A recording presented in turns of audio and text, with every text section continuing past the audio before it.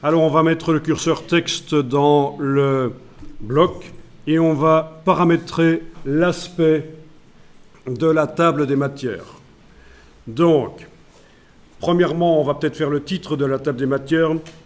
Donc, si vous voulez, vous tapez table des matières, vous tapez content ou contenu ou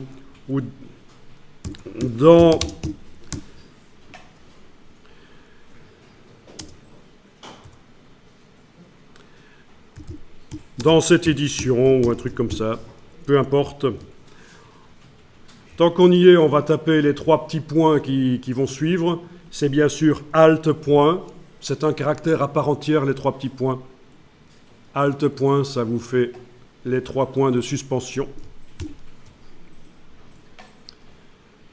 Voilà, je suis en train de zoomer, je suis en train de bouger sur l'écran avec la touche Alt, puisque je suis avec le curseur texte et pour avoir la main, c'est la touche Alt. Je sélectionne tout ça. Et je vais le formater, lui donner un aspect. Et si vous ne tombez pas sur l'aspect nickel du premier coup, c'est pas grave, parce qu'on va en faire un style qui permettra de modifier par la suite sans problème. Donc ici, vous allez choisir une police de caractère. Alors, voyons, qu'est-ce que nous avons ici? Bon, peu importe en fait.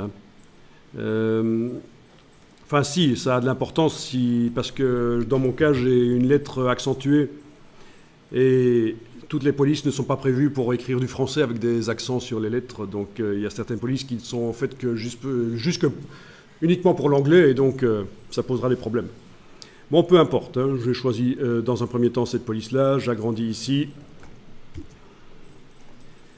Et alors il y a quelque chose d'important pour que le titre là ait un bel aspect, c'est de faire passer en optique au lieu de métrique. Voilà, et ça modifie un peu les espacements entre les lettres. De manière à ce que les mots fassent plus bloc. Ça va? Alors, ce titre-là, on va faire un style, tant qu'on y est. Donc on va dans les styles de paragraphe. Voilà, vous devez avoir le curseur qui est n'importe où dans le titre. Donc InDesign sait qu'on est en train de travailler ce paragraphe. Vous avez le hashtag à la place du signe de fin de paragraphe, mais dès qu'il y aura des lignes qui vont suivre, vous allez voir que à la place du hashtag, ce sera réellement un signe de fin de paragraphe. Donc considérez que, oui, pour InDesign, hein, le hashtag, le signe dièse, là, ça indique qu'il y a une ligne.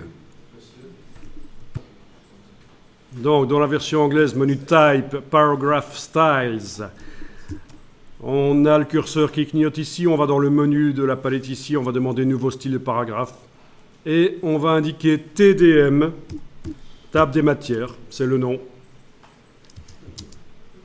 titre de la TDM, voilà. Donc tous les styles qui vont servir pour la table des matières, puisque je vous rappelle qu'on est en train de concevoir l'aspect de la table des matières. Tous les styles qui vont servir pour la table des matières, pour les reconnaître facilement, je vais commencer systématiquement par TDM, espace comme ça. Vous faites après comme vous voulez chez vous, c'est juste une suggestion que moi je fais comme ça. Maintenant il y a peut-être, voilà. On peut aussi indiquer TOC, Table of Content, enfin, ceux qui veulent écrire en anglais, tout est possible. D'après aucun style, c'est bien. Appliquer le style à la sélection, oui, pourquoi pas. Comme ça, dès que le style va être créé par le paragraphe, il va être appliqué à ce paragraphe.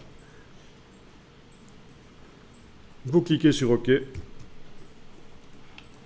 Et voilà, on a le style TDM.